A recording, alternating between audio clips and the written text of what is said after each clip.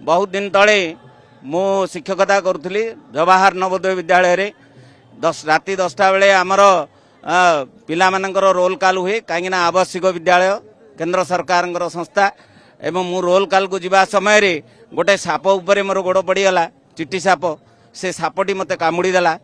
मु हठात अंधार होता है मुझे जापारे कौन कामुड़ा तथापि अनुभव कली